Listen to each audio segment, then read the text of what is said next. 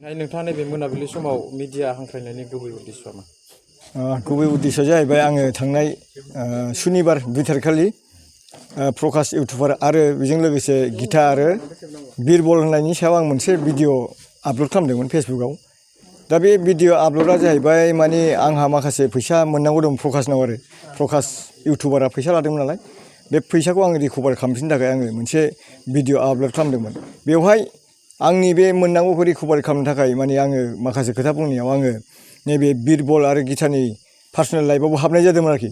दा बेखौ आं क्लियारफाइ होनो नागिरनानै नोंथांमोनखौ दिनै लिंहरनाय जादों जे मालायफोरनि खोनानाय बाथ्राखौ लानानै आङो गिता आरो बिरबलनि गेजेराव जे माने बयफ्रेन्ड गार्लफ्रेन्ड होननाय मोनसे सोदोब ओंखारदोंमोन।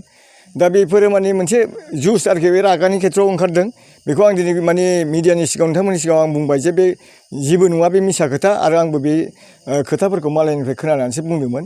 दा आङो बेखौनो क्लियार होनो नागिरदों जे बिरबल आरो गितानि माने सानैनि गेजेराव बेबादि जेबो गोथौ सोमोन्दो गैया। आं दिनै माने गोबां मानसिनाव सोंनानै आङो क्लियार लानानै मोनबाय बेबादि नङा। दा मानसिफोर रिउमार खालामनायखायसो बे खोथाया ओंखारदों आरोखि। आरो बेजों लोगोसे आं दा जायफोरनाखि मानसिफ्रा बिथांमोनखौ बुंदों, 2-3सो मानसिफ्रा मुं सुदों, बिथांमोनखौबो आं बुंगोन जे माने बिथांमोनहा बेबादि नङा आरो फैबाय थानाय समाव बेबादि मुं सोनाया थिग नङा होननानै आं बेखिनिखौनो नोंथांमोननि सिगाङाव आं बुंबाय। दा आं बुंदों दिनै मिडियानि थ्रुयै जायफोरनाखि बिथांमोना बिथांमोननि गाज्रि मोनसे भाइराल माने वार्डस बा गाज्रि भिडिअ माने बिसोरखौ भाइराल खालामनाय भिडिअ ओंखारदों होननानै जदे मदे शेयार खालामनाया थिग नङा। मानसिफोरखौ माने मोजाङै डिटेल्स खबर लानानै आजिखालिथ' नोङो ससियेल मिडियाफ्राव जायनो हायो बेनो बांसिनानो माने बखिलायनाय जुग आरोखि। दा जिनिसफोरखौ बखिलायनो मोन्दों होननानै आननेसेसारि माने शेयार खालामलाबाय थानायाबो थिग नङा।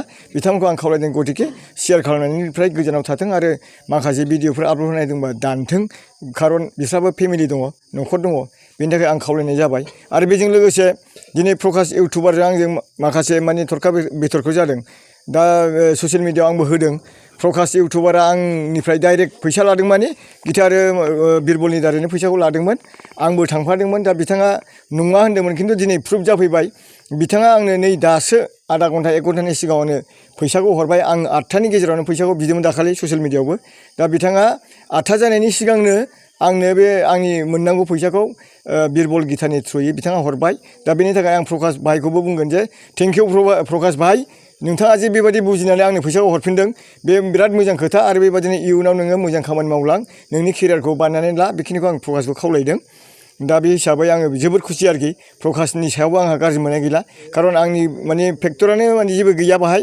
खालि मेटारा जाहैबाय माने बै फैसानि थाखायल'मोन नालाय, फैसा लानो थाखाय। दा फैसाखौ मोनबाय हिसाबै आं प्रकाश फंबायखौ आं जेबो गाज्रि मोननाय गैया।